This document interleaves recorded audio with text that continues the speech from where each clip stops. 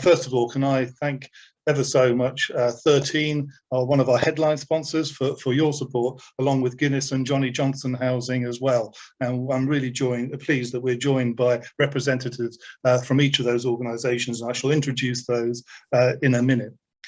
This session is strengthening sector leadership, a call to action. Very much saying, what are the key issues that we need to drive forward across the sector? And we've got a great cast of speakers this afternoon. We're joined by Kate Henderson, who's the Chief Executive of the National Housing Federation here in England. And we've got four excellent speakers from the housing association sector. We've got Chris Smith, the Executive Director of Business Growth from 13 Group, Yvonne Castle, the CEO of Johnny Johnson Housing Trust, Paul Watson, the Managing Director of Guinness Care, and Sarah Mitten, who's the Age Friendly Communities Manager at Clarion Futures, part of the Clarion Group. And as it says here on the slide, was a member of our first cohort about the HousingLIN's Future Leaders Programme. A little bit more about that later. So without further ado, can I welcome Kate to the online platform? Over to you. Thanks, Jeremy, and good afternoon to everybody who's joining us live, and hello to everybody who'll be watching this back later on. I'm going to share, or attempt to share, some slides, so hopefully this will all work smoothly. And you can now all see that. So real pleasure to be here. As Jeremy said, I am from the National Housing Federation, which is the voice of housing associations in England. We have around 800 members, and they range from very large housing associations that are national to very small housing associations and specialists. And we operate in pretty much every part of England, providing a huge range of housing for people on lower incomes, but also support and specialist accommodation. And in my slot at this this conference, I wanted to really cover four things. Firstly is the role of supported and specialist housing providers during the pandemic. Secondly, some of the wider challenges we are facing in the social housing sector at the moment, and that impacts on all of our members. Briefly, I'll touch on the social care white paper, and then the role of the National Housing Federation in supporting leaders in making the case for supported and specialist housing. As you'll be able to hear, I have a cough and a cold, so please bear with me, and my apologies if I cough during this. The first thing I wanted to say to everybody who's joining this session is just a massive, massive thanks. The work that you've done over, and have always done, but over the last year and a half, coming up to 2 years during the pandemic, has just been phenomenal. The work that frontline staff do has made a difference to people's lives day in and day out. And that's been around care and support, but it's been around companionship. It's been around tangible help with food deliveries. It's been keeping things going during the toughest of times. And I think that, during the height of the pandemic, there's been a real sense of kind of togetherness. I think at this stage in the pandemic, we're all feeling pretty tired. Some of our resilience has worn down quite a bit. And I think just to say what you're doing matters, it matters more than ever, and to keep going. And just a massive thanks and acknowledgement that this has been tough. But it's massively, massively appreciated. So a big thank you to you. And I think that that is absolutely acknowledged within government as well. So some of the challenges we're facing across the sector, now this isn't specific to supported and specialist accommodation, but this is something that all social landlords will be grappling with at the moment. And I've picked six themes here, but there are others. So I'm going to go through each one of these in turn. Some of these are challenges, some of these are opportunities as well, starting with decarbonisation, then the safety challenge, regeneration and levelling up, quality complaints and the consumer with the social housing white paper coming, supply and planning reform, please excuse me, and our wider operating environment. So on decarbonisation, at the Federation, we've been doing a huge amount of work over the last 12 months on the role of housing associations in meeting net zero. Now, this is a challenge for every housing association. And I think whilst it's a challenge around kind of the sustainability of what we build next, actually how we decarbonise 2.5 million homes to 6 million people in this country over the next 30 years is a big challenge. And we're really keen to make sure that we work with all types of housing association on this journey. Now, one of the things that we've just secured is additional funding in the Social Housing Decarbonisation Fund of 800 million. Housing associations can access that fund directly in this next wave of funding that's coming forward. And I think what's really important and part of our role at the Federation is advocating for access to that funding for all size of housing association, but also for all type of service provision and all type of housing. So there'll be, the retrofit challenge of what we're calling the harder to treat homes, which might be some of the street properties, but we also need to think about how we retrofit some of our, our supported settings, whether that's extra care, whether that's housing for care leavers, whether that's services for homeless provision, whether that's housing for women and families fleeing domestic abuse. All of that is going to need to be decarbonised, and there'll be different challenges there. And I think really important that we are able to articulate and problem solve that together as a sector and to feed that into government. If you want to know more about our net zero work, there's lots of information on the Federation's website. Building safety, again, our role here is around articulating back to government, working with government on how we ensure every resident feels safe and is safe in their home. So doing a variety of things, including we've recently given evidence to the Public Bill Committee on the Building Safety Bill. Again, building risk isn't just about height or material in a building, it's about the ability to also be safe within your building. So that has specific implications for care and support settings as well. And we're absolutely working with government on that. Thirdly, wider context of big emphasis. We have had a reshuffle in September, which led to a change of Secretary of State in the Housing Department. It was called MHCLG, it's now called DULUP, Department for Levelling Up Housing and Communities. And what we're trying to do is make the case for housing associations to have a really central role in levelling up. Partly this is going to be around calling for flexibility within existing funding. So we've got lots of different funding streams from Homes England. When it comes to the Affordable Homes Programme, it's very much focused on net additions. We would like more flexibility there so that we can actually look at regeneration, but also making sure we've got access to things like the brownfield funding and calling for access to for housing associations to the UK Shared Prosperity Fund so that we can support training, education, skills and jobs for residents. So that's a big opportunity, and actually this really is an opportunity for us to articulate housing associations' role as anchor organisations, our commitment to place in the long term, and our desire for every community in which we work to prosper and be vibrant. Fourth area that we're doing a lot of work on is around quality complaints and the forthcoming regulation that's coming in terms of consumer regulation.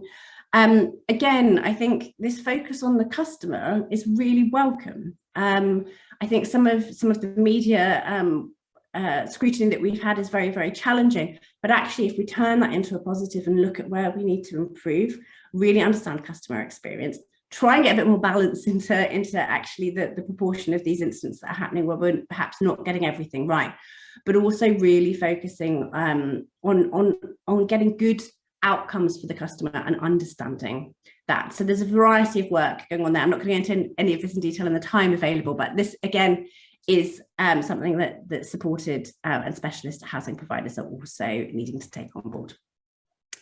Then fifth is supply. Now, one of the things I think is really welcome in the new Affordable Homes Programme is that half the programme is for low-cost home ownership, but half of it is for rent, including social rent, and 10% of the new Affordable Homes Programme is for supported housing. This is such an important and welcome recognition from government of the pivotal role that supported housing plays in society and in meeting housing need. However, what we need is the revenue funding to go alongside that. So we've won the capital battle to an extent. Obviously, we need to get the right grant rates in there, but we absolutely need to keep pressing on the case for long-term sustained revenue so that we can make it stack up and we can get the delivery of much needed new supported housing. The other lever government has over the supply of affordable housing is, of course, planning reform. Michael Gove, has paused on planning reform. We don't know his direction of travel as yet. He's seeking evidence. But for us, we're really keen to retain and improve Section 106 rather than have it removed and replaced with a new levy. And that's because Section 106 delivers around half of all affordable homes in this country at the moment. I think it's about 47%. In rural areas, it might be up to 65, 70%. But it's not only that, it delivers mixed communities. And I think our concern is that if you have a levy that's paid directly from a developer to a local authority that isn't ring fenced, they might use it for other things, given the nature of being so cash strapped at the moment. So if it's not ring fenced for affordable housing, that would be a challenge. Other questions around how you do the on-site affordable and get the mixed communities. And I think from a housing association perspective, is what's the role of the housing association if it's a developer or a local authority? Where do we fit in? I would say for the master planner developer in that, we should also be exempt from the levy because we would be delivering affordable housing as well. So there's some big issues with that, which is why we're really calling for an improvement of Section 106. It's not perfect, but it does deliver a lot of affordable homes in this country. And then I've just got one slide here that's a bit of a catch-all slide of other things that are affecting the sector, including specialist and supported housing providers. And that's the environment in which we're operating in. So I think firstly, residents' incomes and livelihoods is a really big factor. We've had universal credit uplift during the pandemic. £20 a week has been withdrawn. The taper rate absolutely will benefit residents who are on universal credit and in work. But for those residents who are unable to work and on universal credit, this is a significant loss of income. We also have other inflationary pressures affecting residents at the moment, for example, energy bills and their rents. I think the same of this actually could be said for some of our frontline staff in terms of the impact of things that are impacting on them and their families. Alongside that, we are in this odd stage of economic recovery. We're not out of the pandemic yet. We've had Brexit, and we're seeing some very odd things happening in terms of cost inflation. That's both in terms of workforce, and that's across a whole range of workforce issues. So we hear in the news a lot about workforce issues with care and support, but there are also labour issues in terms of all of the trades, construction and other aspects of the work that we do. And we're seeing issues around material supplies, and that when it's development, that heavy goods on timber, tiles, bricks, cement, but also parts, bits of kit, so actually that's making repairs take longer, which is a challenge for us as social landlords, but also for residents. We're seeing more regulation coming through. This is a positive. We welcome the building safety regulation, we welcome the consumer regulation, and there's going to be greater sustainability requirements on us as a sector. That's all positive, but that is a resource demand on organisations that we need to be able to upskill and do in a measured, proportionate and effective way, and want to work with members on that. We have quality as a big issue. Yes, there is the ITV News investigation, but actually more broadly, our homes are getting older, and we need to think about the quality of them, fit for purpose for the future, not just through a carbon lens, but actually a livability wellness lens as well. And then last but not least, tackling inequality. We're doing excuse me, a lot of work on equality, diversity and inclusion. We've got a big report actually out tomorrow looking at the diversity of housing, the housing association workforce. But what we also know is that during the pandemic, inequality has grown, and we have a role there in supporting communities that are having a really tough time. So that was sort of a bit on kind of the wide operating context. Very brief slide on the social care white paper. This is our statement that we published on the day that it was announced, in that we welcome the white paper. I think particularly welcome that there is that housing is central to it. We welcome the additional investment. I think housing associations provide the majority, 3/4 of all supported housing in this country.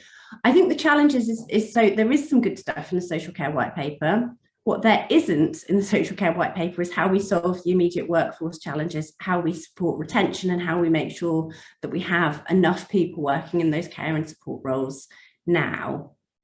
So partly good, but more work to do. And then last but not least is the role, 2 slides on the role of the Federation in supporting leaders in making the case for supported and specialist housing. Sorry. So firstly, And many of you who are watching this and fellow speakers are really at the heart of Starts at Home Day. Starts at Home Day is our campaign where we showcase all of the great stuff that happens with our members around supported housing. And it's a really nice way of getting local MPs and councils and the press engaged in the work that happens day in and day out in accommodation that has support. As part of our spending review submission this year, we also called for ring-fenced funding for housing-related support, and we had 4 asks in our spending review: safety, decarbonisation, levelling up, and housing-related support. And I think just recognising that this is at the heart of what the Federation is calling for, it's at the heart of our engagement with government. It's absolutely up there of kind of who the sector is here for. So I think that that's been really welcome. And we haven't won this argument yet on housing related support being ring fenced, but it's absolutely up there in our narrative with government. And then I think just last but not least is our role in how do we actually support our members to amplify their voice to government. And one of the things that we've been able to do is engage with government on all of the issues that you were experiencing during the pandemic. At the start of the pandemic, we were speaking, as was then to MHCLG, it's now DULUC, every day, then twice a week. We're down to once a week now, but having that conduit of being able to feed information in, whether it was about PPE, whether it was about essential worker status, whether it was about staffing shortages, food parcels, just the whole lot. The sector engaged so constructively with government, and not actually just with DULUC. We were engaging with the Cabinet Office, Department for Health and Social Care, DWP, right across the piece. It's been really, really important to have that conduit of information and be able to give evidence back in to influence the decisions that are being made. We have our member group on health and housing, and we have a role, I think, in amplifying the work that you all do day in and day out and showcasing how important that is, both to residents, but also to wider society. And at this point, I will stop. I'm very much looking forward to the other contributions. And I'm so sorry about my voice and the coughing throughout that, but it is great to be joining you. Kate, you did amazingly, bearing in mind, and I'm surprised you didn't stop for a glass of water. I hope you have something nearby to ease your throat. Brilliant. Okay. Look, thanks very much for setting the scene, setting out your call for action as well. Some of those real critical points that are both relevant for the housing association sector, both the mainstream and the specialist providers. And I was struck by some of the points you made around the new Secretary of State. From a health perspective, there's also a new Secretary of State, and of course Sajid Javid was a former Secretary of State for housing as well. So hopefully there's a way that we can combine and work with you and others to try and make that joined up case much more sort of strident and forthright. So thank you very much. Do stay with us, and we look forward to sort of the Q&A. And can I please remind people that if they do have questions for any of our speakers, please do use the Q&A function. If you just want a conversation with us and between yourselves, use the chat function at the bottom of your screens. Right, well, I'm going to move quickly on to our headline sponsor 13 and Chris Smith. And Chris, thanks ever so for joining us this afternoon as well. For those of you who don't know, 13 are a North East operator, but also have been supporting the HousingLIN and our Future Leaders programme for the last 2 years. In fact, we ran a first cohort just as the pandemic was starting, and we're very pleased that we have an opportunity this afternoon to announce that we're going to start a new cohort in early next year. So Chris, over to you. Yeah, and thanks, Jeremy, for that. And just in terms of the Future Leaders programme, it's a really exciting programme. I'm sure as Sarah, who's on the call today, will testify. And we're just delighted to be able to support you for another year. It really ties in neatly with what we're doing in terms of our Living Well strategy, and I'll talk a little bit about that in my presentation, about how we are looking to improve the life course of our customers as they go through their experience with 13. So it's brilliant. It supports future leaders to become for the future generations that we need, and we're just really pleased to sponsor it. So good luck to everyone who's on the programme, and I hope you enjoy it. So I'm going to talk a little bit about leadership certainly within 13 and how we approach that. And really, it starts off with a bit about why are we doing this? Why do we need the right talent within the organisation? It starts off with our strategic plan and what the organisation's about, and what kind of skills and talents that we need to deliver our current and future strategic plan. It's about everybody knowing what their role is and how they contribute towards that. At the heart of that is business change. we're not standstill organisations. Nobody can afford to be that in this day and age, and business change is constant. And we need to be that agile and dynamic organisation and have the right skills in the organisation to be able to deliver that. We do that through our talent framework. It's something that we've been working on for the last year, 18 months, around how we ensure we have the right talent in the organisation to be able to deliver on our strategic priorities. And that's also about not only 13 providing that supportive background for people, but for them to have that ownership of that and take ownership of their own future, their own kind of career development within that supportive framework. So it's really important that we engage with our colleagues to make sure that we provide that ability for them to move on and up through the organisation, because this is a lot about growing our own. There's been a lot of movement within the sector, within the organisation structures, or certainly over the last few months, and we need to be able to capture and continue that talent within 13. How we do that, it's a 4-stage process. This is still quite new within the organisation, but it starts off anywhere along this circle, but it's really about understanding what we mean by talent within 13. And really that's about the kind of the skills people need, the values they display as they're going about their day-to-day work, and how they perform in that role. And that's, again, kind of that constant discussion that we have with people. It's around giving people the opportunity to upskill, to train, to expand their experience if they want to work in a different part of the organisation, or to go up through the ranks, and so they have the ability to do that within the organisation. In terms of performance, we have frequent one-to-ones with our colleagues, as well as biannual performance cycle discussions. And really that's again about that considering the potential of that person, how they're doing in that role, where do they see themselves in the future, and how do we help them to get there. And then the important bit around this is succession, really knowing what those critical and specialist roles are within 13, how we fulfill them in the future, how do we make sure we've got that talent pipeline coming through, and make sure that we've got that right skill mix for now and in the future. So we kind of look at 3 kind of categories really in terms of that talent management. So one category is around growth, and these are people who are scoring 4 and above within their performance interviews.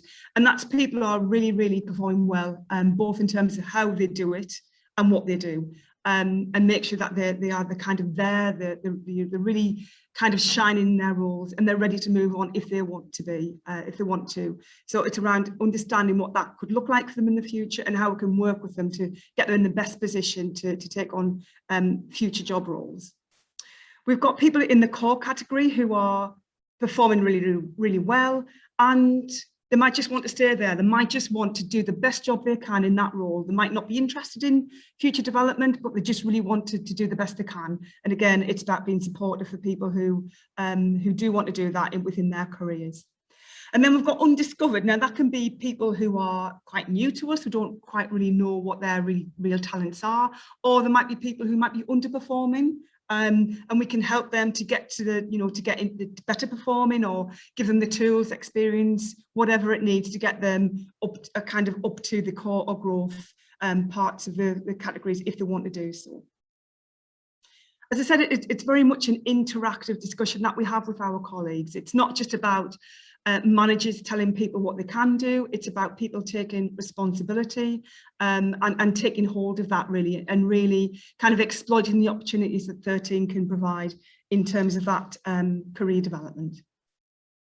So how do we use that to understand the future needs of the business? Well, one of the big things that we have been working on recently over the last few months, right in the heart of the pandemic, is our Living Well project.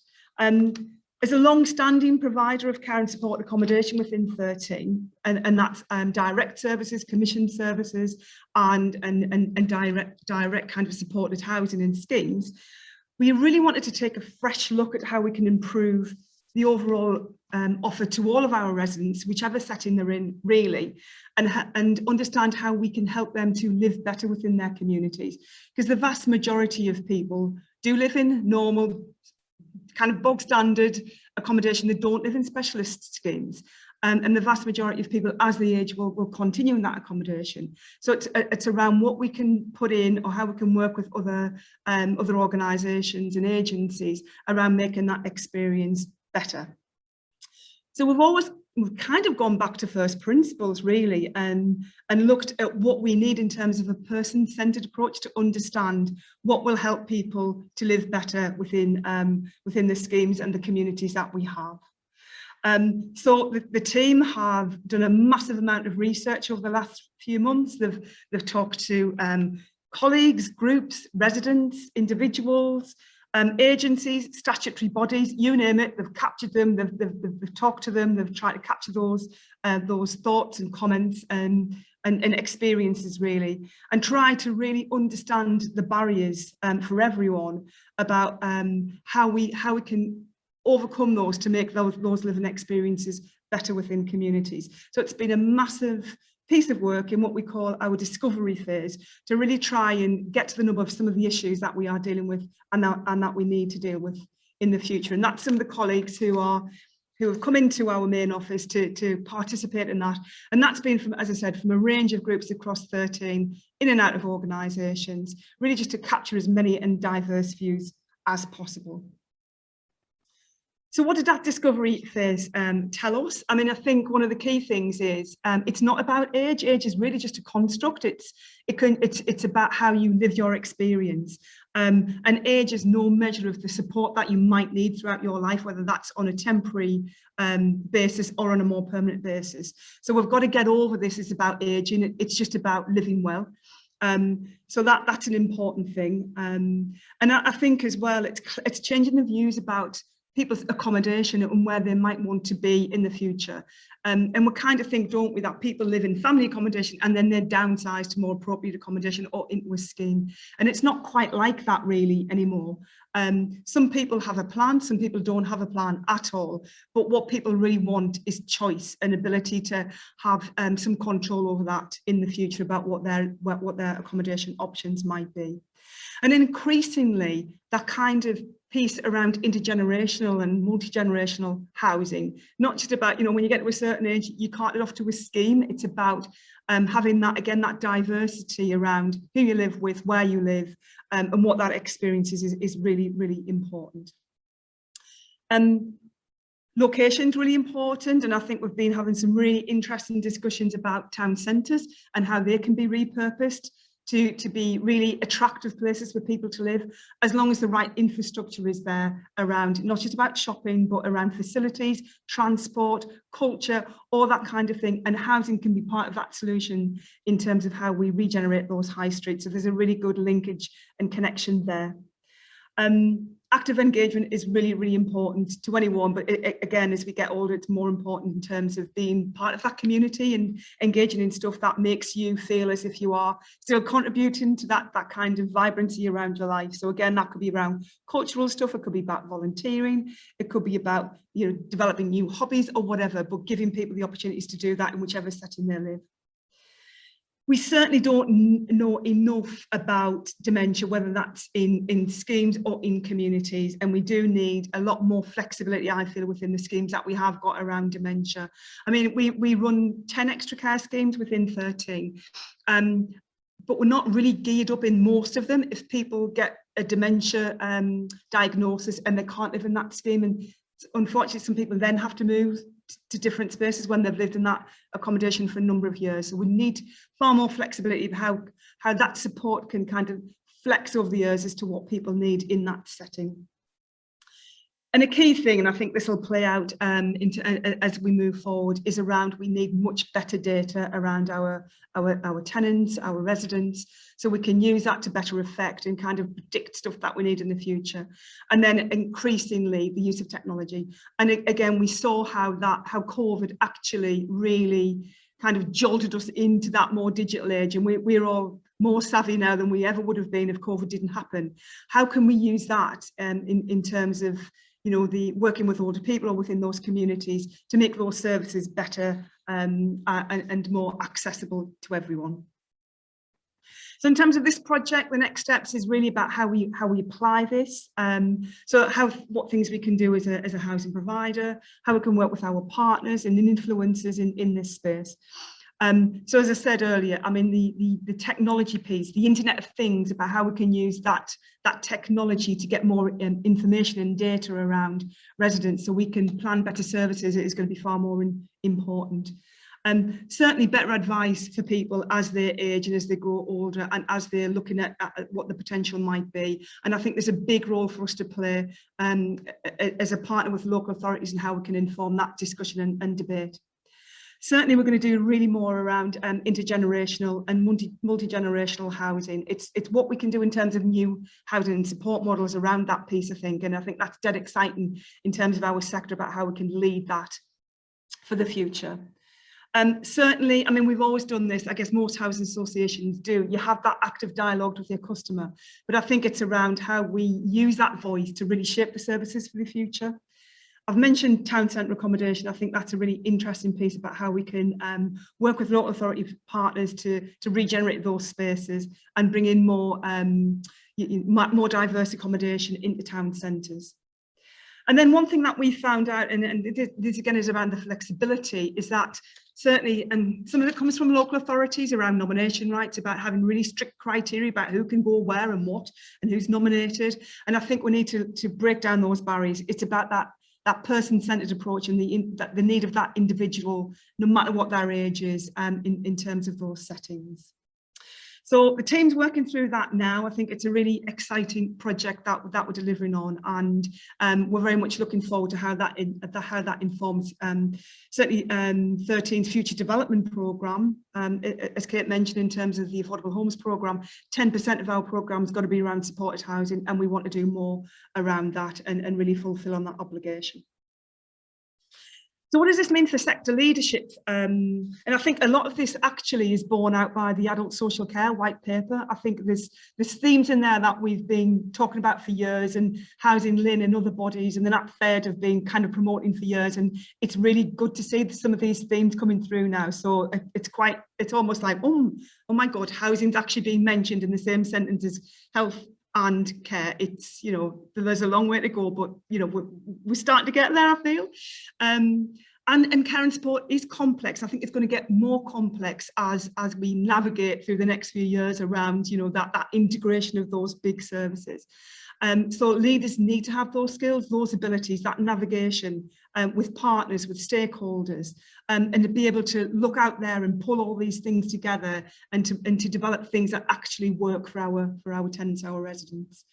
And I think co-designing is really, really important. I've talked about that kind of person-centred approach.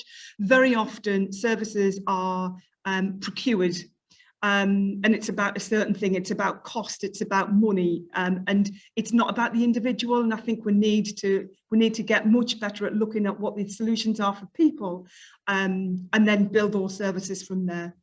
Technology, I think that it's a no-brainer. We've got to have that at the forefront of getting better data, getting better information, using that in terms of automating some of the more boring and, you know, tedious parts of the work that some of us have to do because it's just part of the job. So how can we kind of digitize that so that it's just done over there, and we can have more meaningful conversations and contact with people at the right time.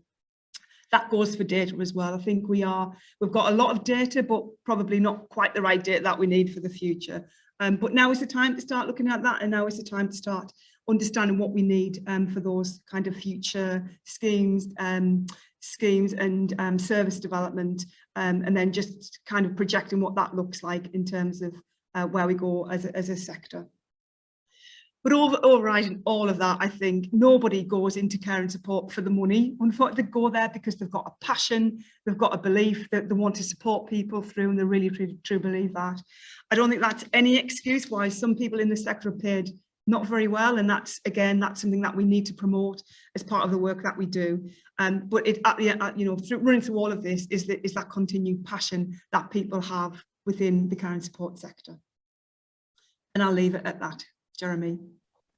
Chris, that was great. And I think what you set out, what I really liked about it, was about how you looked at organisationally at the talent pool, how you nurture that talent at all levels, but also respond to local issues, whether it's the customer focus or the partnerships you're building, or looking at future proofing what you want to do in terms of the placemaking as well. So I'm sure those are issues that we'll come back and have a conversation with. But also I think it's a great segue to Yvonne, because you highlight several things which Yvonne is passionate about, I know personally from the work with the GM Housing Group and others. So Yvonne, that's a good introduction to you and the work at Johnny Johnson. So welcome.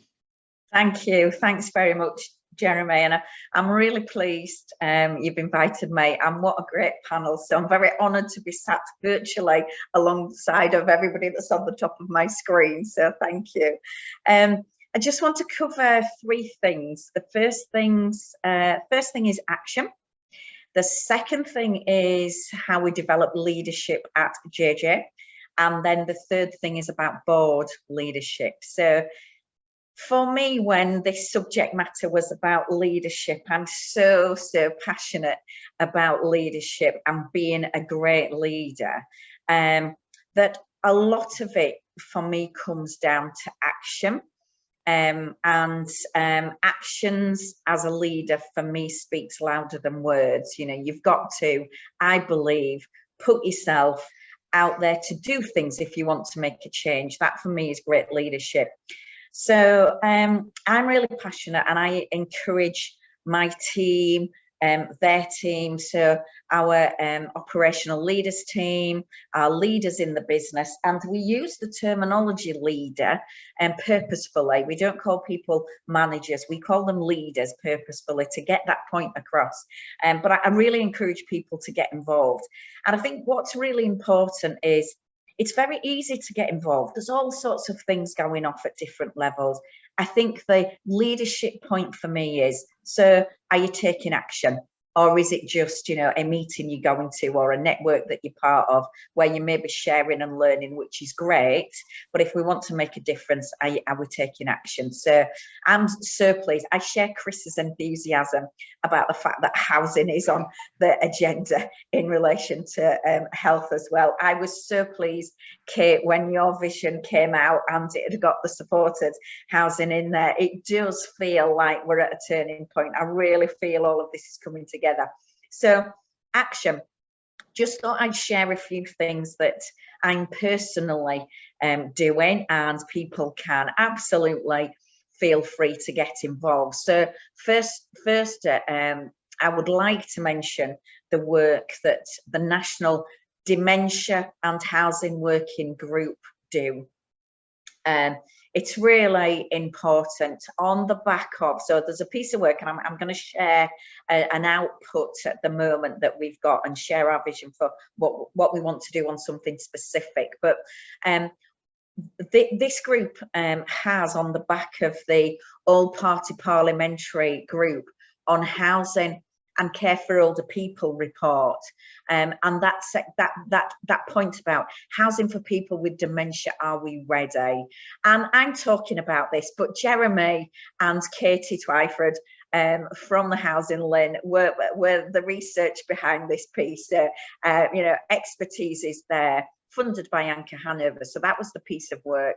And in it, that report, Lord Best, who is a massive fan of supported and specialist housing, actually says there are no vaccines for dementia. 1 in 14 of us aged over 65 and 1 in 6 of us aged over 80 will find ourselves living with dementia. There is currently no cure. And in most cases, the condition's worse over time. And if you've had personal experience of any loved one in your family or your friends experiencing dementia, you will know how heartbreaking and sad it is. And what we've tried to do is take 2 of the recommendations. I'm going to talk about 1. There's actually 44 recommendations in the report, but as a group, we said practically right now, what is in our hands that we can do, take control of, that we can do and actively improve on. So one of the recommendations is one called 34, which I'm just read this out here. Consider the design and application of homes in meeting the needs of those living with dementia, covering both hard design, such as your wider doorways, your accessible kitchens, bathrooms, etc., that enable independence, and soft design, so thinking about the surfaces, the use of tactile and visual clues. So what we've done to try and respond to that, how can we make sure that people consider design, is there's been a working group which has had John Walker from Walker Simpson's Associates in, Ali from Hornsey Consulting, Ruth from Tide Care, Wendy Wells at Guinness, Yasmin Hussain from Foundations, and Yasmin's speaking tomorrow, so please, if you can, Yasmin's been fundamental in pulling some of this together. That's been great leadership. So if you can join Yasmin's session tomorrow, that's great. And it is fantastically chaired by Vanessa Pritchard-Wilt at Housing Care 21. So I'm going to share with you what we've done. And as I say, for us, this is about what can we do? What can we make a difference? So we think that in order to make that recommendation come alive, we've just at this point in time produced a 2-pager, because we're very conscious that not everybody knows where to go in relation to dementia support. And not everybody knows what to do, and not everybody knows nationally what's trying to happen on that government level. So this is our Dementia and Housing Working Group. 1 in 3 of today's newborn will live to see their 100th birthday. So we've just put this flyer and brochure together that says this is what the Dementia and Housing Working Group is, and what we aim to do, and what we've been up to, and links to this, the fact then that we're trying to create a design and technology subgroup to develop this strategy and approach to dementia friendly design in response to that particular recommendation. So we're trying to make this a 2-pager, and this will be shared with you later, which if you can have a copy of that whenever you're in anything, either with any government ministers, with any RPs, any policy makers, housing developers, health professionals, anything that you think this is relevant. This just gives a little snippet at this point of some useful resources. And what we've got is Yasmin at Foundation is you can contact her. Feel free to contact myself if you want to get involved in this, or Jeremy. But we're trying to use a platform called Padlet that will enable you to have this information. So it's really like a go-to place. So we've pulled together lots of resources out there, so we don't have to reinvent the wheel to support this recommendation, to take action and leadership, to try and do something about the ageing problem and housing design in dementia. This is what we're doing. So this is really what we've done. So Yasmin will pick this up as well tomorrow, but I just wanted to take this opportunity, I'll stop sharing that now, to say this is about action. This is what we're trying to do. And so that's one thing. For example, the second thing I wanted to flag is the NatFeds. Thank you very much, Kate. Working with your colleagues, there is a national NatFed older persons group. It's a 12-month group that I've offered to share. Like a task and finish group is what we think this group is. So we've set a 12-month, this is what we'll do in 12 months. Again, task and finish group, I always think is a really good way of leadership and taking action. So the terms of reference, just to share with you so you know, we're going to work with Homes England and DuLook to advise on solutions to help unblock and de-risk the barriers to developing this specialist accommodation. Because I know in talking to colleagues that it can be so frustrating, and our conversations about how do we get specialist homes that do require additional funding to make stack up and make viable and really kind of grow our portfolios in this area. So that's task number 1. Task number 2 is to input into and promote with the supported housing sector scorecard. So that work has started. We will ask act as a key reference point for the regulator in relation to the Consumer Standards Act. We've already had Kate Dodsworth, who's come to one of our sessions, which is fab. So Kate knows of our existence and the remit that we've got around this specialist accommodation, which is great. And we want to act as a key reference point for the due-looked older persons housing task force. I think that is yet to be established and take some form. So that's really important, again, taking action around that. The other thing on a national basis that we're taking leadership and action on is putting our capacity and the use of our capacity and some of our funding to help get some grants. So we've been successful as JJ with other partners, which we're really, really pleased about, in winning some grant funding. So two things that we are going to do is, the first one is linked to what we're calling a living lab.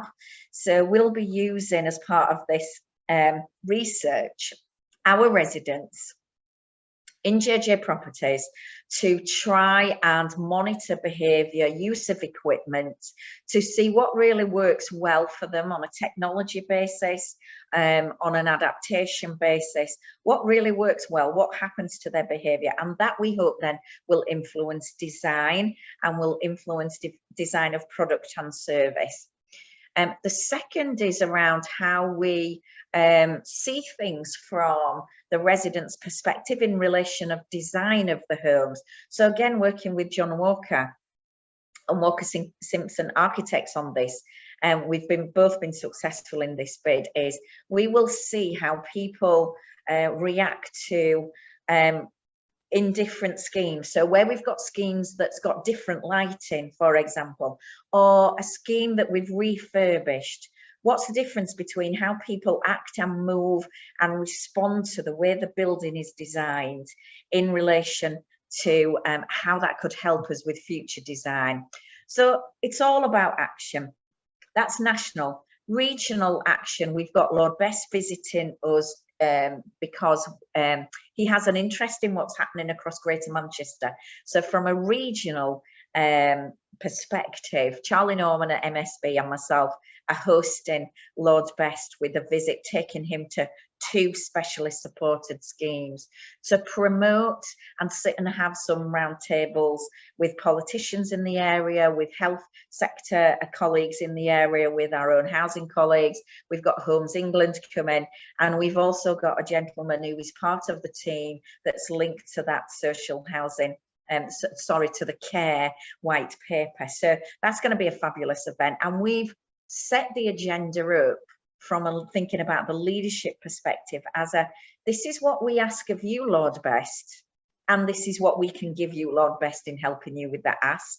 So we're not being shy coming forward with what we anticipate we can help Lord Best with in his work that he does. And then locally, you've got things like our colleagues are dementia friendly trained, as many of you will be in this virtual room today.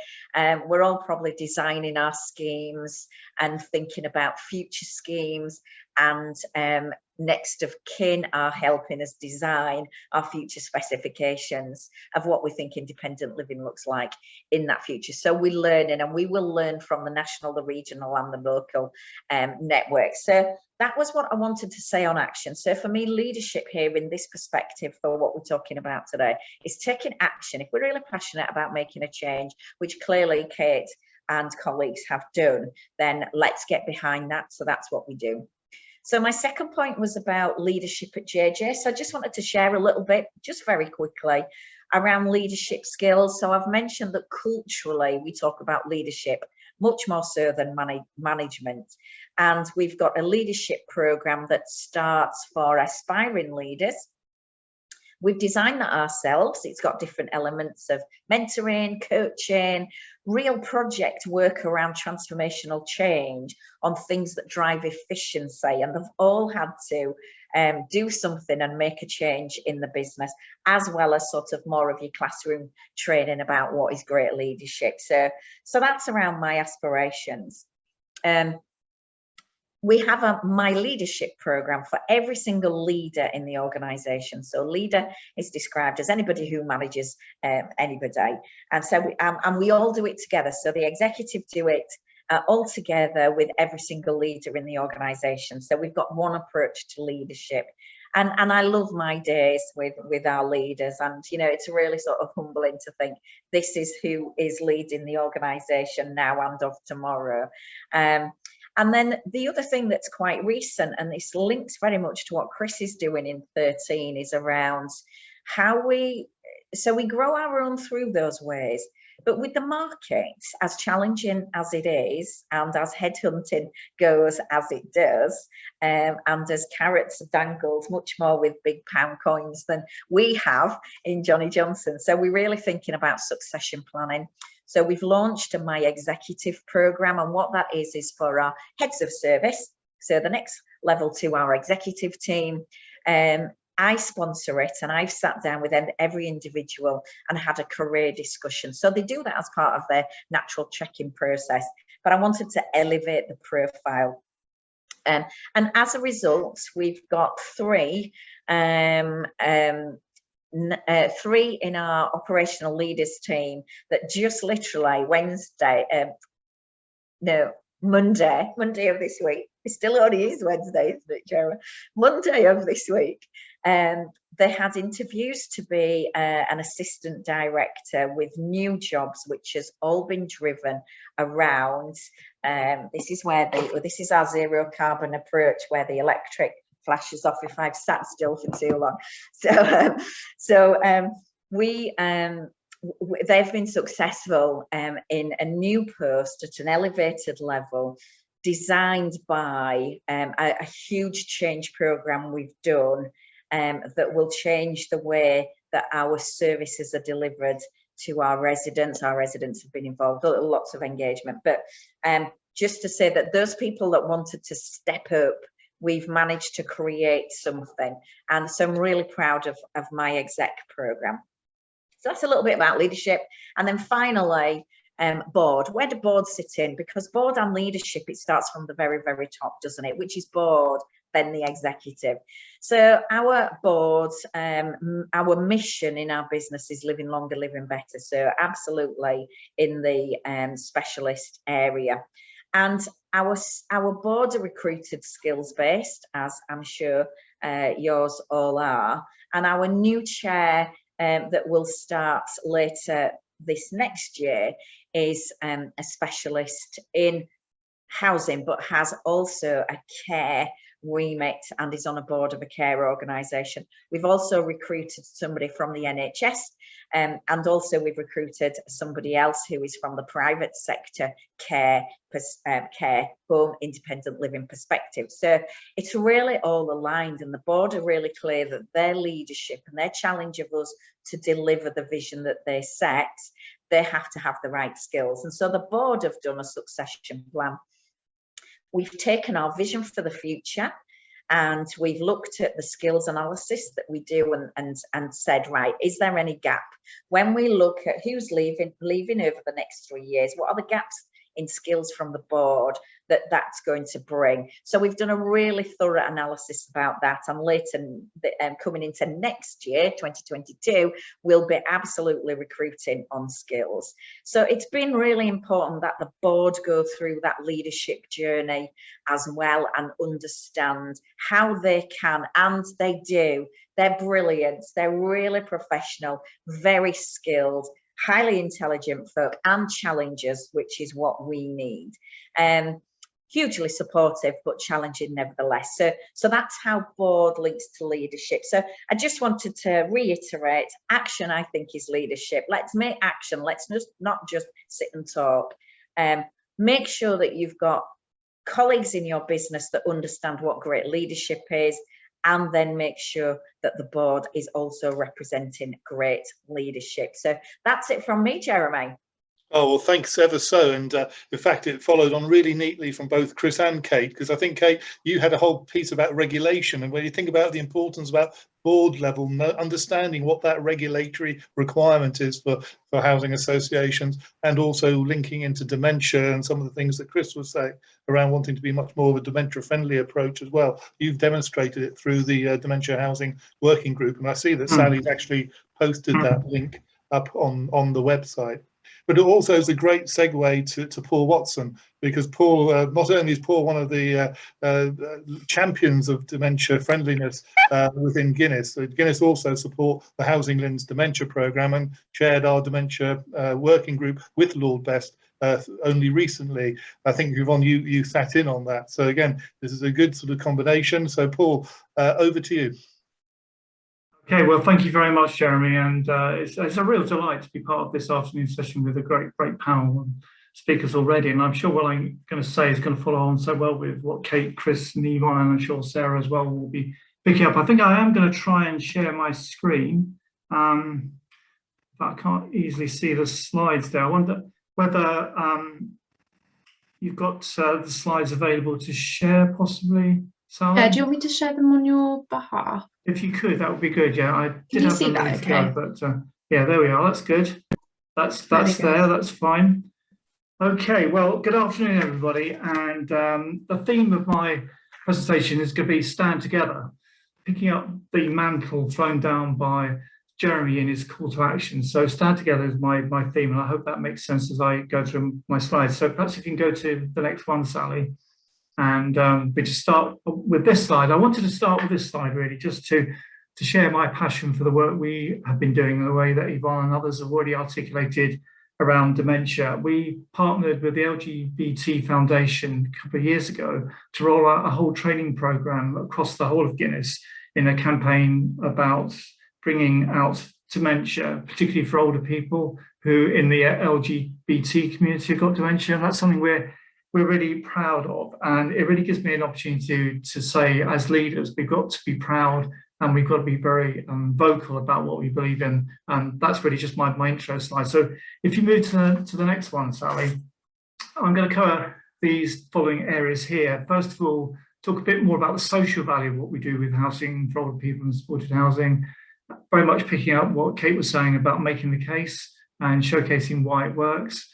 And then we need to do more. Obviously, we are the other side now, the social care white paper, but there's still more to do, and I'll be articulating a 10-point call to action plan from my own perspective. So we'll come on to that later on. Then talk a bit more about sector leadership, and then a bit about some conclusions.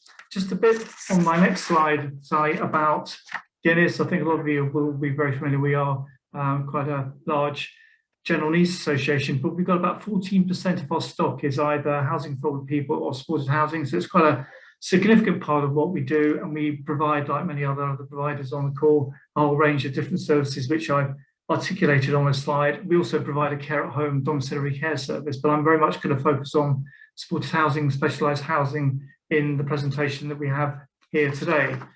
Moving on to the next slide, we have drawn here a number of points from some existing research about the value of what we do. And I think through the pandemic, we've learned to see what we do as part of the infrastructure. We talk about the economic infrastructure, the importance of transport, but what we do in providing supported housing and social care are parts of the infrastructure, absolutely. But here I make a point about the fact that what we do in housing for older people saves money. It actually saves money for the UK taxpayer, and we refer here to a Demos report 2017 about the amount, almost £500 million saved each year in reducing inpatient hospital stays. Obviously this was pre-pandemic. There was a survey done by Aston University in 2015, again showing every person living in an extra care home is actually saving the local authority social care funds costs.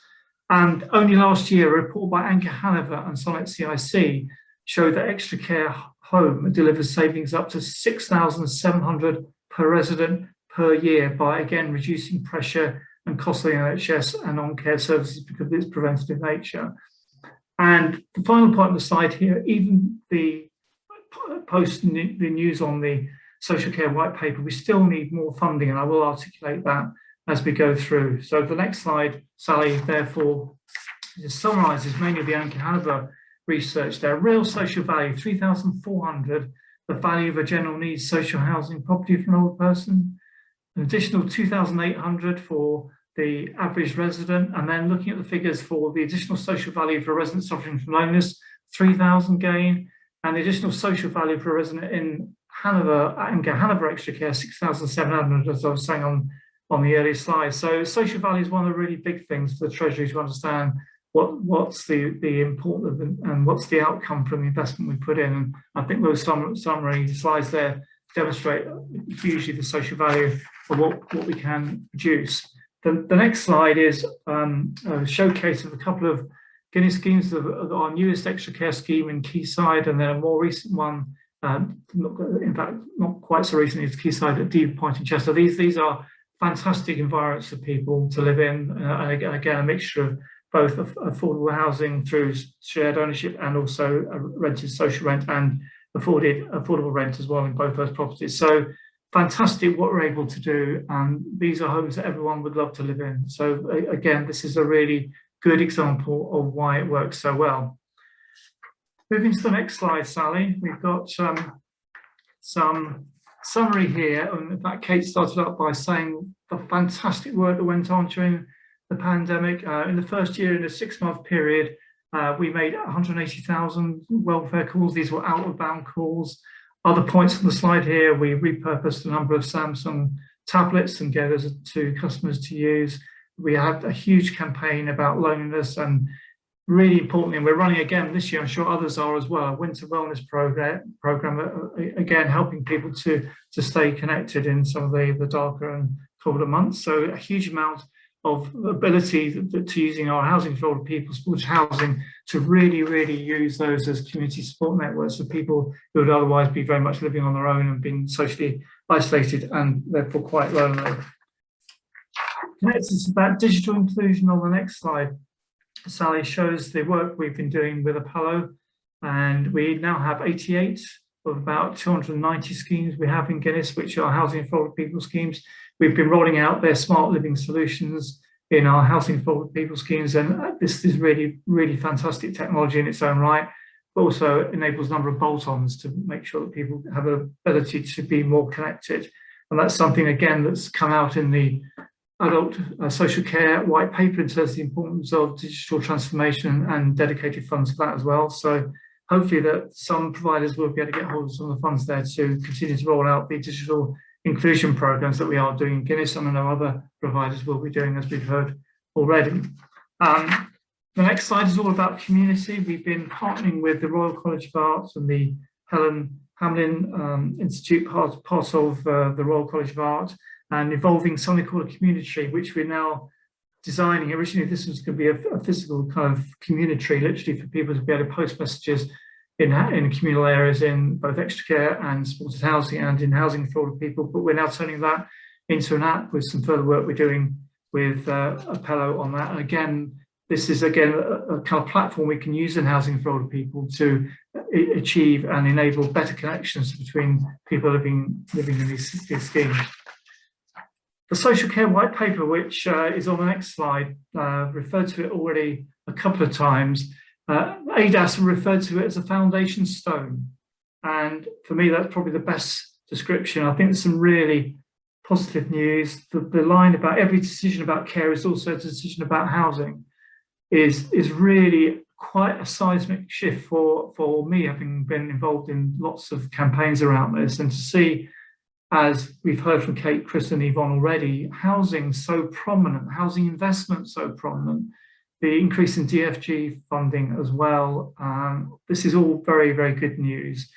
It also has a long-term vision, and I think I'd sign up to a lot of what the long-term vision kind of expresses. But I suppose the biggest challenge we've got, and I think we have this in the next slide really, is there's still so much more we can do. So moving on to that slide there, this isn't a photograph of angry pensioners. Only one of them's sort of raising his hand in anger. But this is to express my view that we can do a huge amount more, and we certainly need to do more as a sector. And if we therefore move to the next slide, Sally, this is my 10-point action plan. This is the call for action that Jeremy has set for us as a presentation point for this afternoon. So we can certainly do more, and despite the improvements we've seen recently, there still is a major need to have greater departmental collaboration. and particularly the point that Kate made right at the beginning about ring fencing housing related support. That's very, very important.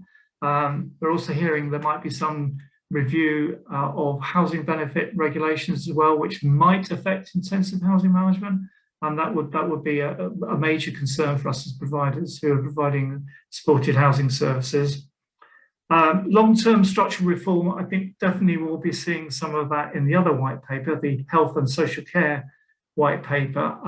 It was rumoured that the social care white paper would be in part about reform, and yes, I suppose it's about service reform, but it doesn't answer the huge challenge around structural reform between the NHS and social care. So I think a lot of the rumours were that some of that might have been included, but obviously it's focusing on the 3 years within the comprehensive spending review envelope and then the longer term vision. But I still believe without long-term structural reform, we're not going to see the massive benefits we still need to see. Cost and risk mitigation go really together there. The value of what we do has to be costed in. And really, it becomes such a message about revenue. It's great we've got 300 million for housing investment, but we still haven't answered the revenue conundrum. And Yvonne mentioned boards. Well, you know, if you could put your hands up to support a new supported housing scheme or a new extra care scheme on a housing association board with all that list of 6 things that Kate outlined affecting all housing associations, you've got to have a pretty strong constitution to back something that's about long-term capital investment without certainty around revenue. Points around customer voice and co-production have already been made really well. It's so vital that we don't lose touch and that we really ensure that we co-produce and we have every channel open for our customers to express what they think about things.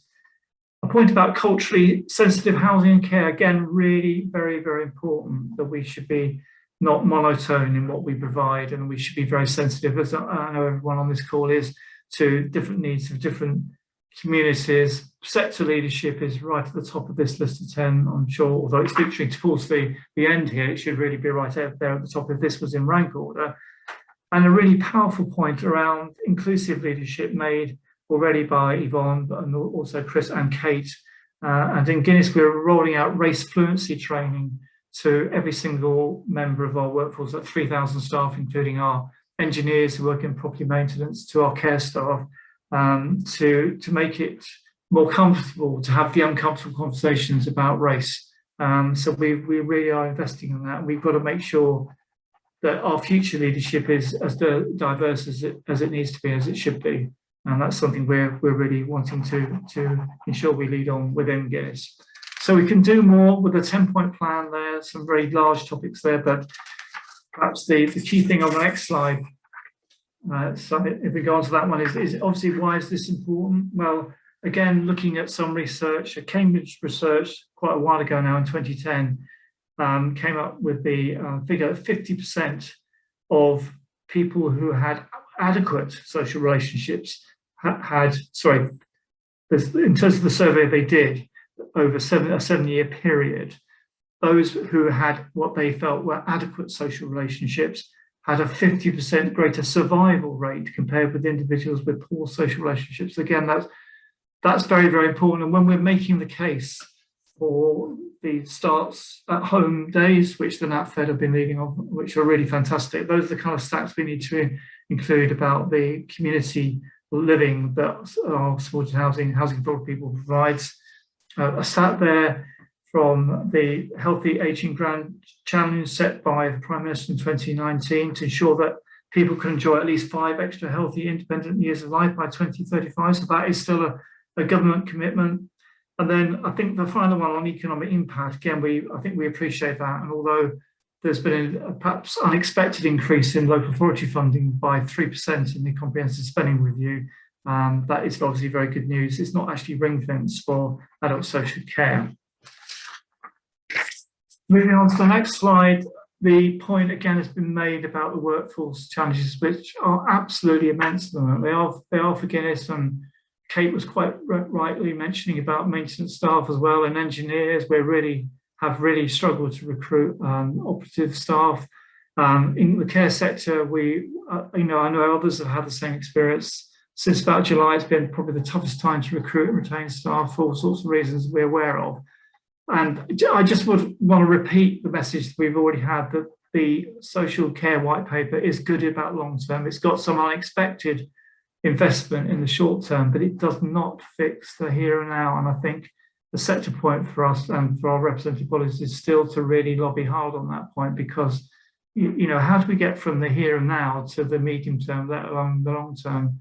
And it is a time when we know the NHS and social care and supported housing are pretty fragile at the moment. Therefore, like other speakers on the call today, we've been making a huge investment in recruitment and retention, and particularly trying to recruit for Generation Z, people in their early 20s, to build a career in housing and care, something we're really majoring on a lot at the moment, using apps like Placed and the Care Friends app to really try and refer friends type schemes to really try and tap into a different audience of people who might be, and hopefully will be, interested in working for Guinness and other organisations on the call.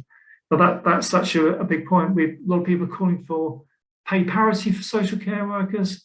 Chris made that point as well, and yeah, we're just going to keep on. We've won a lot of ground in getting housing mentioned in the social care white paper. So if we can use the same energy, the same passion, the same anger, I have to say, then, you know, let's hope we can win through on some of the immediate issues as well.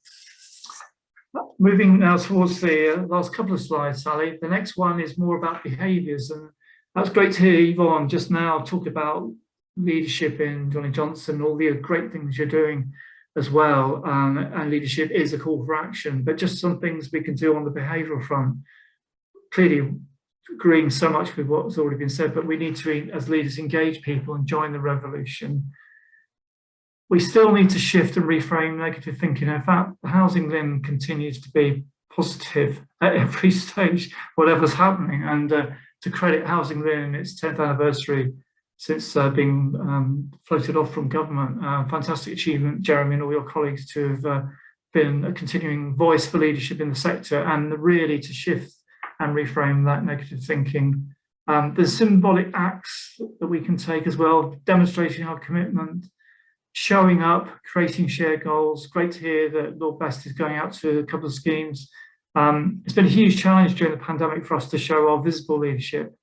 We've had a period of time where we've been able to do that. I'll be going to a period when we can't do that so much. Who knows?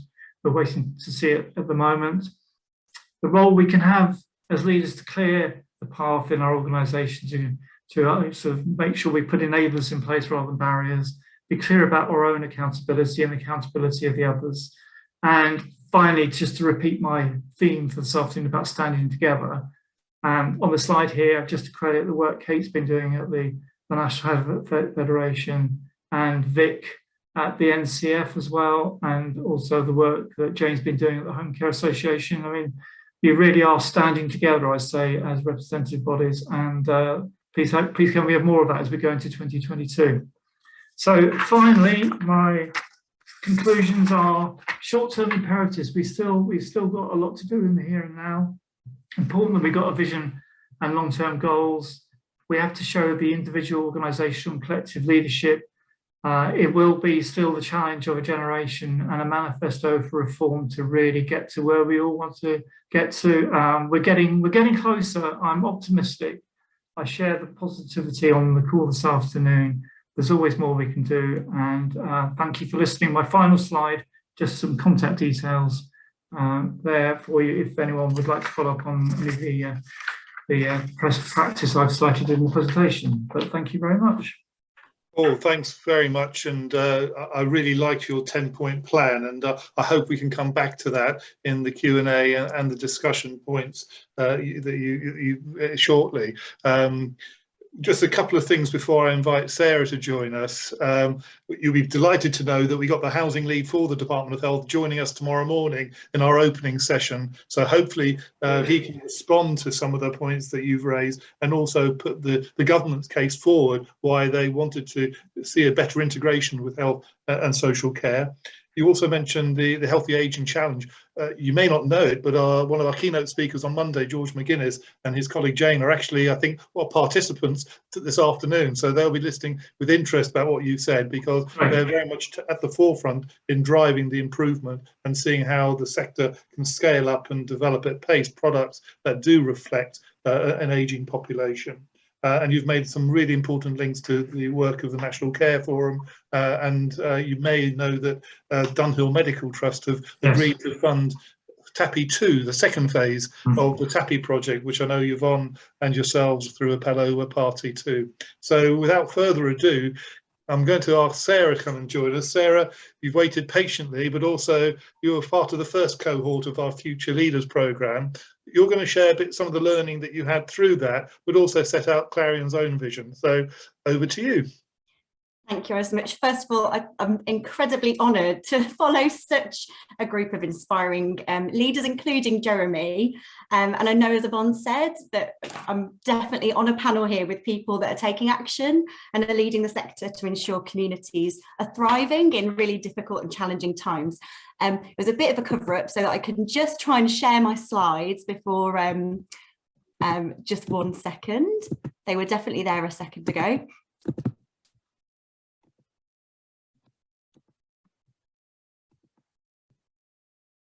So really my presentation probably differs slightly from the others insofar as I'm going to talk a little bit about a personal leadership reflection. So what my journey has been as what perhaps might be called an emerging leader, or somebody that perhaps is sort of starting out in a career in housing. And I wanted to talk a lot about the kind of role that the Future Leaders programme has had in creating a trajectory for me on my leadership journey. And it really has been an honour to be part of that first cohort. And I'll talk a little bit kind of about where I was and how that has had an impact on me as I move forward.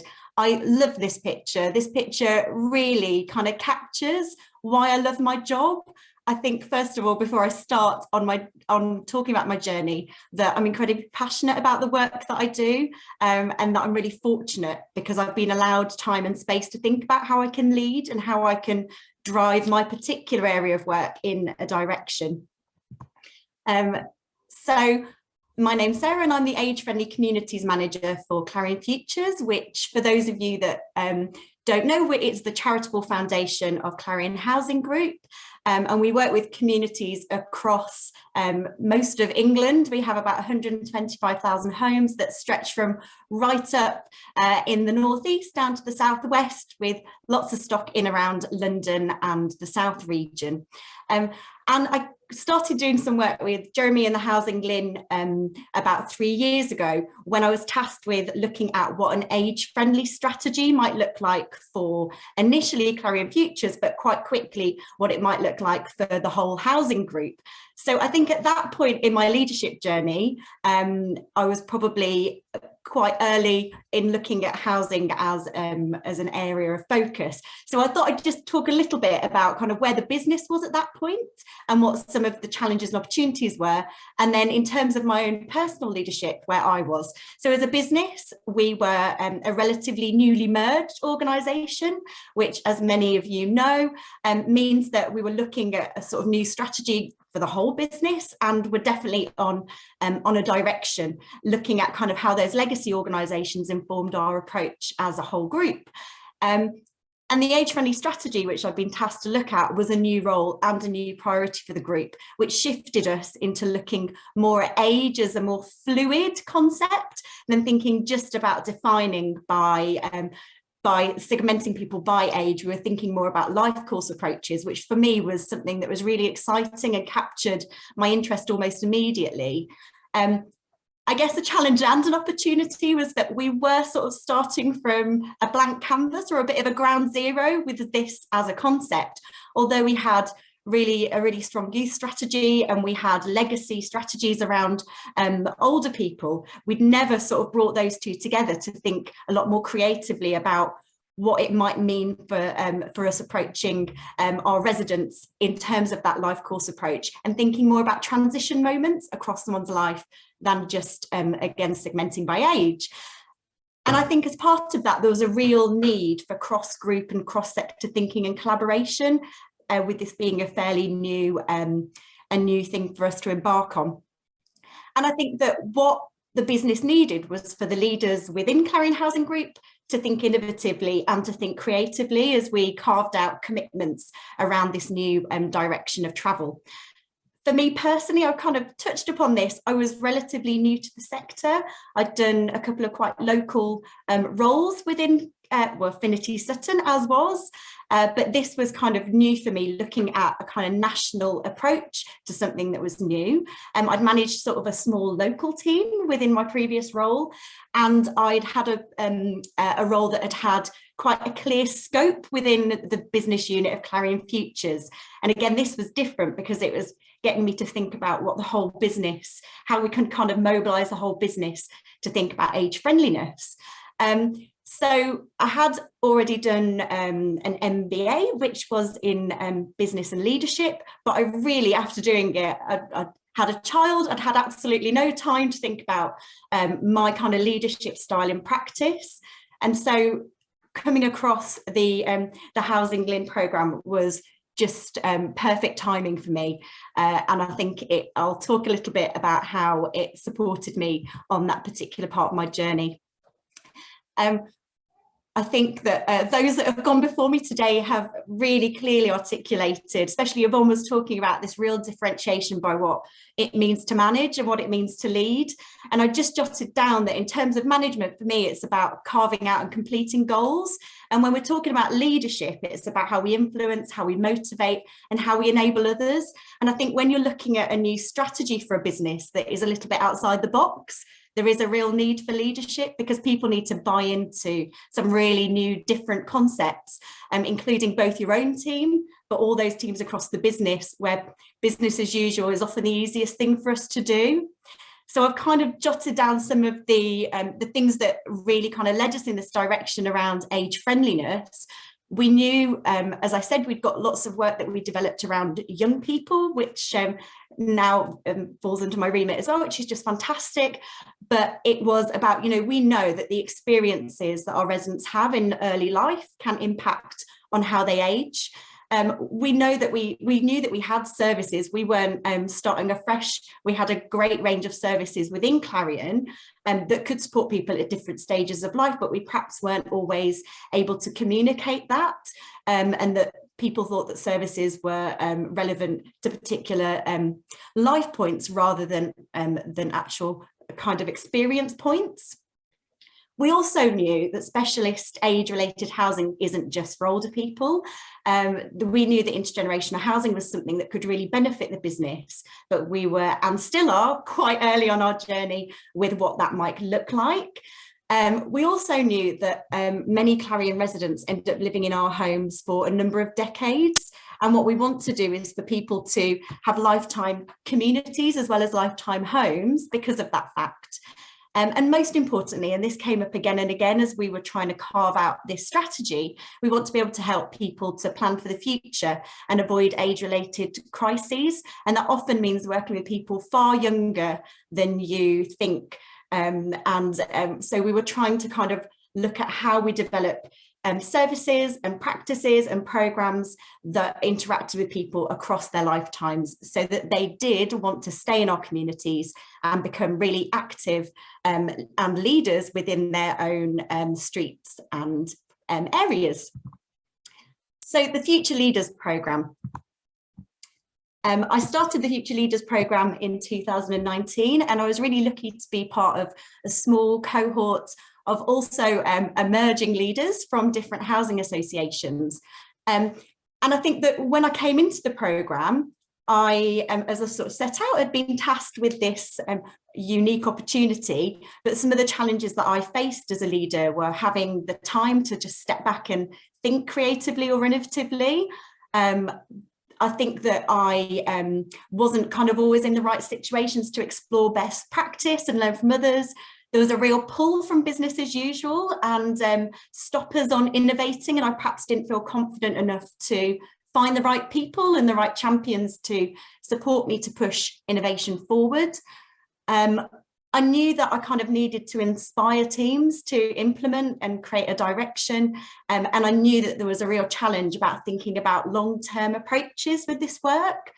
So the programme, which lasted a year, was fantastic for me, because what it did, it allowed me the time to think both practically and theoretically about my leadership practice. So I think the first session, which always stands out to me, we met as a group and immediately we did a kind of skills audit, and we looked at kind of some of the theory behind leadership. And I just hadn't done that for such a long time. I think often you can sort of get lost in a direction, and you kind of get used to the way you manage and you forget about how to lead.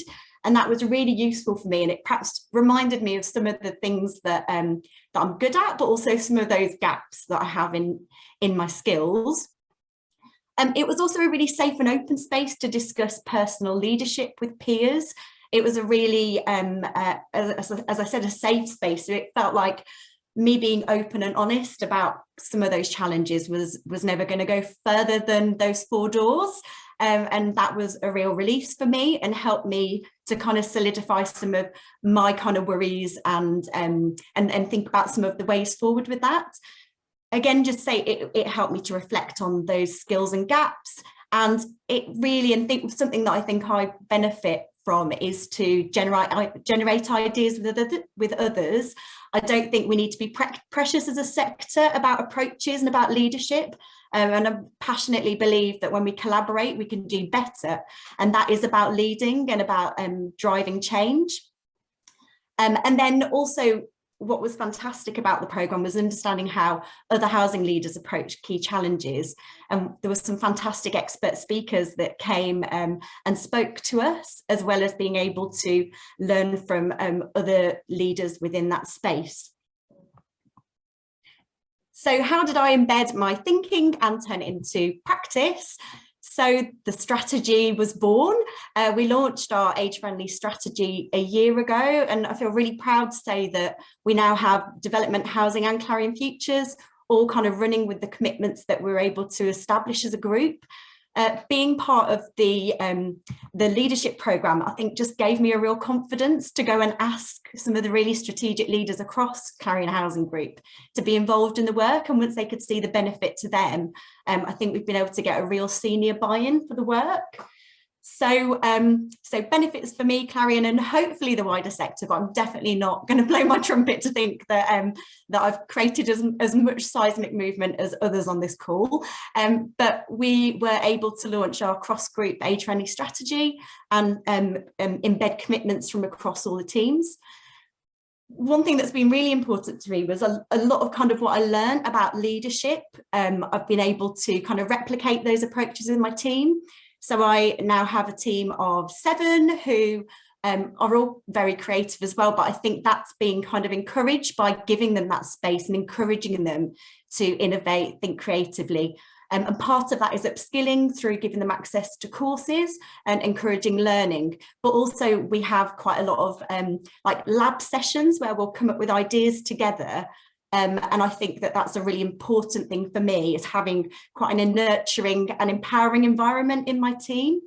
So we have huddles every week, which started in the pandemic, but we've carried on with. And they're really like a platform for open conversations. Often we'll talk about the weekend for the first 10 minutes. And then we'll go on, once people feel kind of happy and comfortable, we'll talk about more work-related commitments, and I'll ask people to ask for help within those sessions. I also encourage my team to have passion projects, which I think is another thing that perhaps came out of being part of this leadership programme, was that it is important to follow your passions and not and to be kind of, when you think you've got an idea, whether it's good or bad, to really try and test that and get people on board with it. And that's what I encourage with them. And I'm sure we all felt this. I think leadership during the pandemic sort of was just incredibly challenging. I think you weren't just managing and leading people with work, you were leading and managing them with all the other array of things that were going on in their personal lives, me included. And I think that was really challenging, but being able to kind of generate that nurturing environment, which I think Clarion does as a whole, we were really able to kind of keep ourselves going through the pandemic, and I'm really proud of some of the achievements during that time.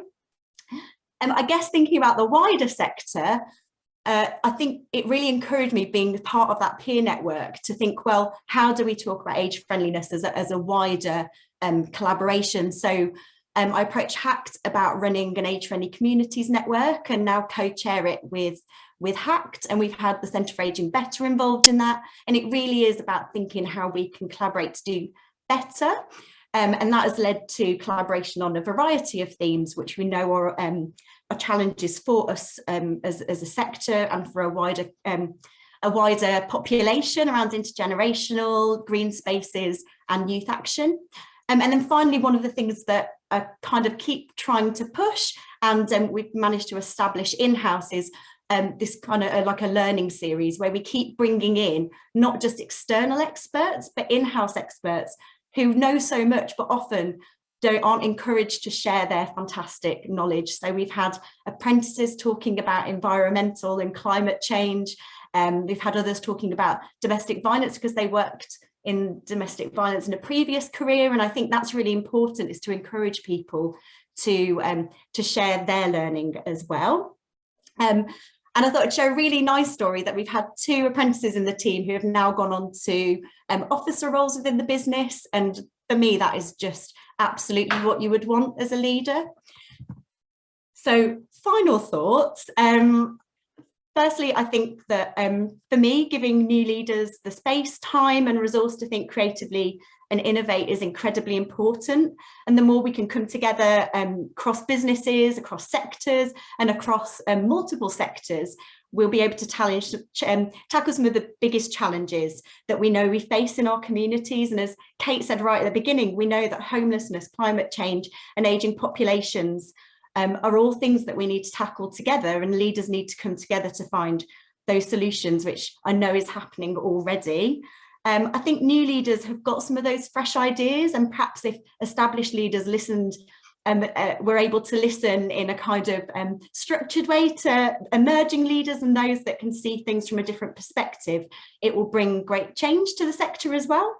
And then finally, one of the things that I feel particularly passionate about, which is why we're ending on this wonderful picture, is that we have leaders within our staff teams, but we also have wonderful leaders who are our residents and who live in our communities. And I know that we are strategically committed to residents having a voice and taking action.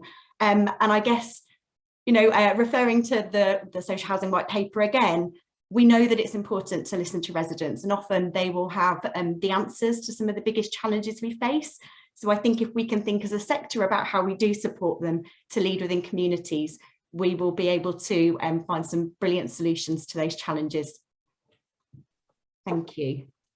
Sarah, thank you. Actually, a really inspirational presentation about both your personal journey, but also the influence that's had in terms of what you've learned, how you share that learning and how you continue to share that learning, both for your own personal development, but also organisationally and externally. And I think those people who are listening and watching in this afternoon, several of whom have been selected to be the second cohort of the future leaders, will really like to take some of your learning and capture that for their own. And hopefully this time next year, we can showcase how they've progressed and what learning experiences they've drawn out of the programme that we kick off in January. Thanks very much to Chris and the team for supporting that as well.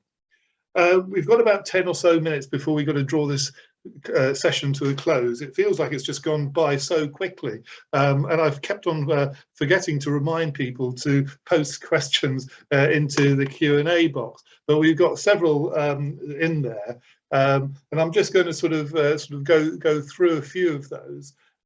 Thanks very much for not answering them, so I can still see them in the box. The first one was very much about incorporating the happy principles. Do you have any good practice examples? Do you have any good practice examples of fit for purpose livability and wellness checks for extra care housing buildings incorporating the happy principles? I wonder if I can ask either Chris, Yvonne, or Paul to respond that initially. I'm happy, Jeremy, just Please, to come in very briefly. Yes, so at Johnny Johnson Housing, we are independent living, not the extra care. But when we now either remodel our schemes or redeck in our schemes, we're bringing in the happy principles, and we're also trying to bring in the technology as well into that.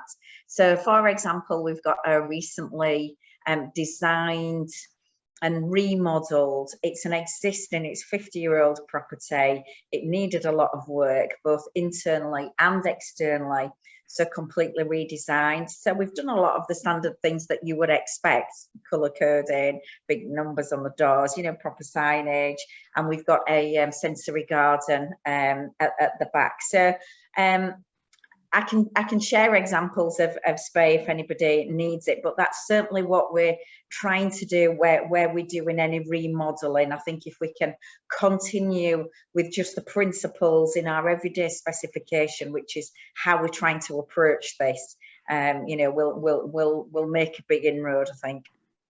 Yvonne, while you're on the call, can I just ask, there's a direct question for you, and I'll come back to the others shortly. You mentioned living labs, and a question from somebody saying, will there be tours or virtual or in person of these living labs? And coming out of it, what will be the sort of outcomes in terms of the specification needed and how you collate that type of information, how it's influenced by residents and end users?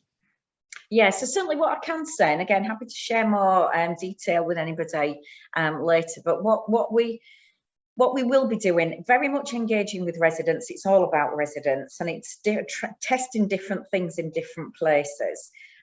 So we, whether that's a virtual tour, I can't tell you the answer to that, I'll be honest, but certainly high level of engagement, high level of using different technologies to see how people respond, what people are interested in, and there will be outcomes that come out of it as part of this research. I think what we need to say is it's a 2-year research project, but there will be intervals in between where we'll be able to update and share. Well, we look forward to following that and tracking that with you. That would be really great.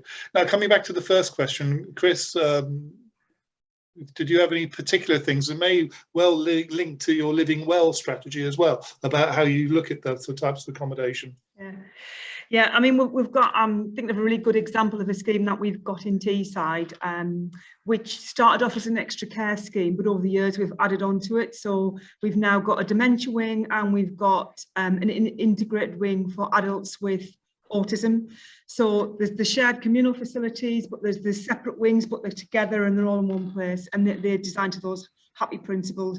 It did win some sort of national award a couple of years ago, but I'm happy to share the details of that one, because it's a scheme we're really, really proud of, and it kind of links that intergenerational, multi-generational living that I talked about earlier. So it's a really good example of that.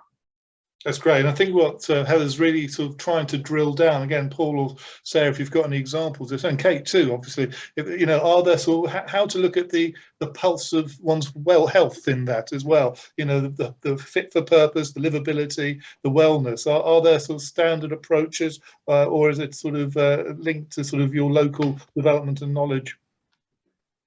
Well, Jeremy, if I come in on that point, yeah, two things to say. One, within Guinness, we've got some design principles for people living with dementia, which is already available, which I could send on and make available. It may well be on the HousingLIN site anyway. And then secondly, right at this moment, we're just about to sign off a design guide supplement for extra care, which we've produced in collaboration with PTE architects, and that will be available in the public domain in the next few weeks. And that's got a lot about health and living as well, drawing on the happy principles as well.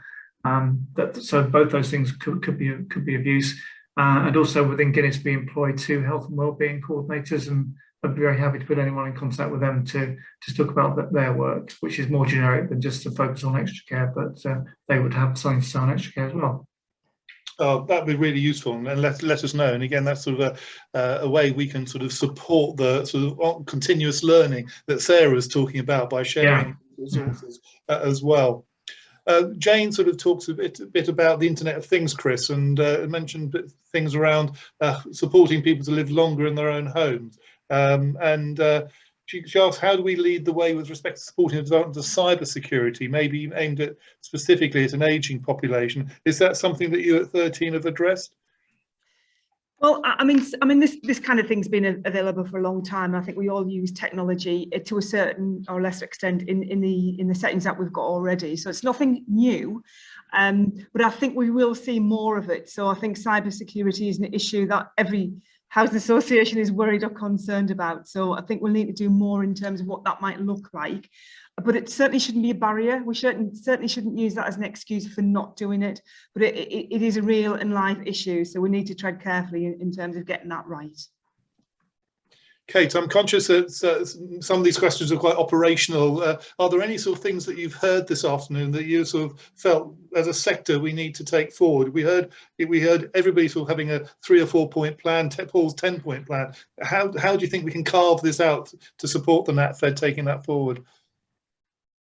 Well, I think one of the things we heard really strongly is we still have a lot to be campaigning for right now, in the here and now. And I think that no one organisation can probably make the case on their own. So just a very, very strong case for collaborating. And the more that we work together, the more unified our voices are, the stronger the chance that we have. And it does feel like we've made some really substantial progress with the social care white paper, but we can't stop. And so it's one of the opportunities for being able to be visible, be positive, be collaborative, and make that case. Because I mean, just fantastic work happening. Really wonderful to hear about leadership and culture right through organisations, with residents right through to board members. And I think that was great. How we have very substantive workforce issues right now, and actually that cultural leadership piece will encourage more people into the sector. So again, being visible about that. But I think, my key takeaway actually is that we've got a lot to be working on right now. We've made some massive progress in terms of housing being recognised as part of the solution to care. That's great, but we have some pretty pressing issues today. So to kind of keep up on that, but to do that collectively. And I think our collective voice is much louder than individual ones. Yes, I fully agree. I'm going to leave the last question to you, Sarah, and it comes from Carla, who I know has been shortlisted to be on our second cohort. So I think she's trying to get early advice in there. So she says, are there any recommendations for the participants of the second cohort that you would make? You've highlighted a number of things already, I know, but would you pick out one or two? I think come in open to learn and to share your ideas, and I think probably don't over prepare, just sort of just enjoy the experience, and maybe as you're going along keep perhaps jotting down where you might apply it in practice. I think that was what really worked for me, was when my peers in the room were making suggestions or sort of practical ideas around leadership, or perhaps sort of made notes about where I might take that back to Clarion. So that was really good. But yeah, good luck with it. It's a good experience. And I know from the first cohort, Sarah, we had a wide range of people from different professional and sort of organisational backgrounds.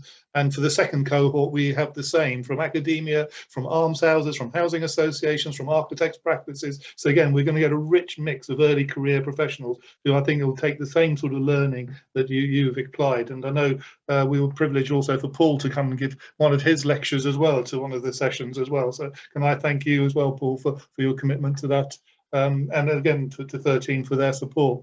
But I'm conscious we're slightly running over, and I'm going to draw this session to a close. We've had a really exciting presentation from everybody. I'm not going to give a summary. I'm just going to personally give everybody a very big thank you for participating, for taking time out of your heavy schedules to join us for nearly 2 hours to talk about sector leadership. We will be sharing the recording, the slides, and the questions and comments that we put into the chat box with all the participants today, but also the hundreds who've signed up for today, who will be sharing and who will be sending out over the course of the next few days.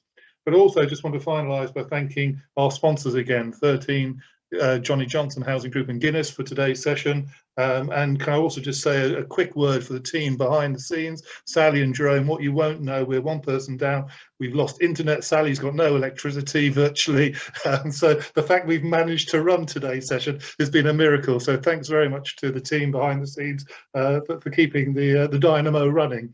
So with that, I wish everybody a really good evening, and please do join us again tomorrow morning for our session with the Department of Health, and you'll hear a little bit more about the finer detail about how the department want to build a much more integrated approach to housing for people in later life. So bye everybody.